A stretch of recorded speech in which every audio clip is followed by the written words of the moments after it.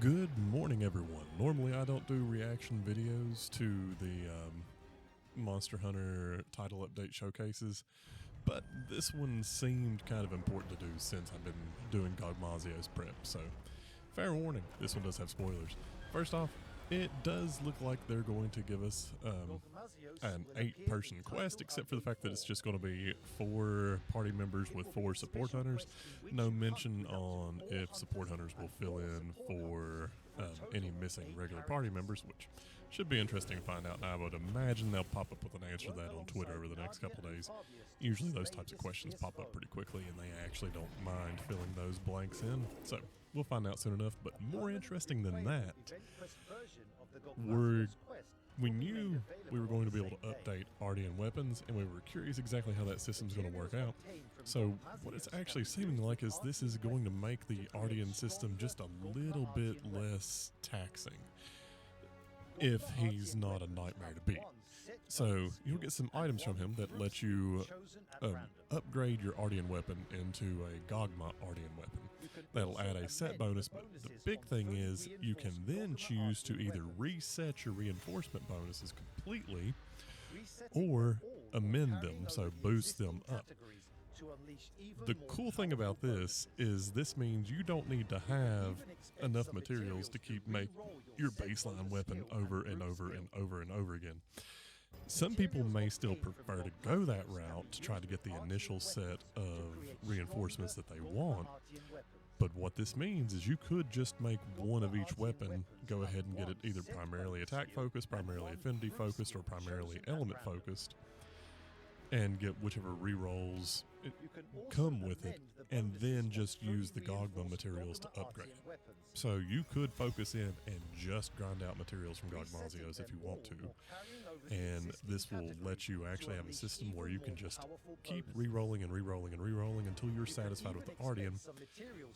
And they didn't actually mention what the cap is going to be on this, so that should be interesting, seeing how high exactly we can push these reinforcement bonuses, whether it's one of these things where you can only reinforce it once, or can you reinforce it infinitely? They don't really explicitly say. I imagine you're going to be able to amend them at least more than once, although I would say there's going to be an individual cap on them, because as we watch this again, whenever we get to where they're doing the amending, don't worry about the reset. If you focus in on this one, what you'll see is there are some that are level 2, some that are level 3. It seems like some of the EX boosts, which we can't really compare them because they're 4 different stats, but I don't know, the attack boost EX is plus 12, so it's not a super even boost up, but we got an affinity boost 2 and affinity boost 3.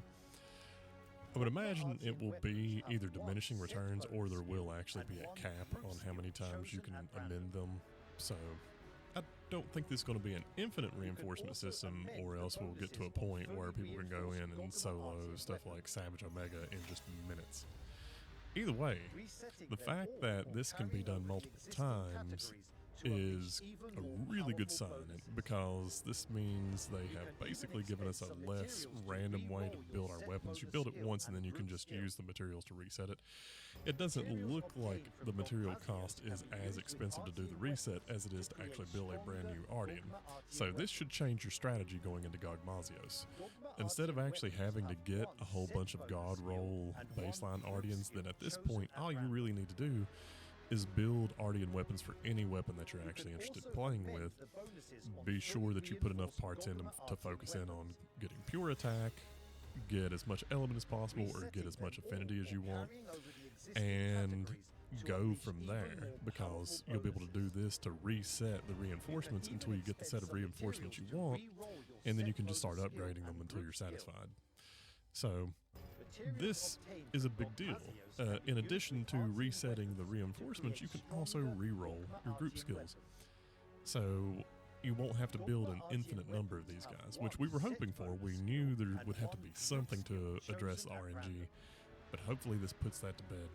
So I just wanted to make a quick video to showcase that Artian weapons are not going to be the infinite grind to get a million different parts anymore, which is normal in Monster Hunter. It sort of narrows in the end game a bit, but look at it this way.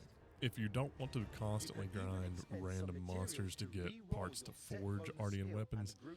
Once he comes out, you'll be able to focus in on just him as soon as you forge the base weapon. So if you like farming up a variety of them to try to get the god rolls, you can do that until you actually do get a god rolled Artian, and then you can just upgrade it and go from there and amend it. On the other hand, if you would just rather focus on getting really good at one monster, you can learn how to take down Gogmazios very quickly, then upgrade your Artian and just reset it until you actually get the reinforcement bonuses that you want, and then start boosting them from there. So we have a solution to that particular endgame problem. The only other system that I actually want to address in this video is that they directly mention that we will be able to upgrade armor, and they showcase that just a little bit. First thing they do is they introduce that Tempered Jin Dahaad is going to come with this upgrade as well. He should be fun, but I don't think he's going to be super terrible because he's coming out with Gogmazios, and there shouldn't be anything rightfully comparing to God. But I believe they show him first to point out, yeah, he's coming up with a new armor set, and then that leads into discussing the armor upgrades.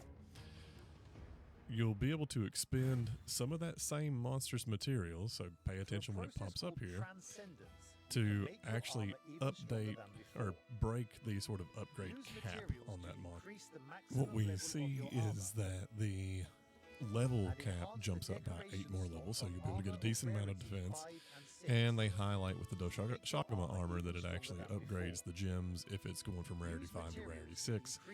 They didn't mention if you can do any more upgrade levels beyond that point, but it's still pretty cool that we're actually going to be able to boost this endgame defense, and that you'll actually use the materials from that monster. So you may want to be stockpiling some materials from the monsters that you use to make your current armor set, so you'll be ready to actually upgrade them when this rolls out to make GOG just a bit easier. Other than that, they're just introducing the super fights like they generally have at the end of the game, so think of these as your max level advanced quests that used to be sort of the capstone of the previous games and unlock the rainbow pigment, but instead they're going to give you a 100 card. So anyway, hang in there and get ready for the next title update. Which pit you against tempered 9-star monsters.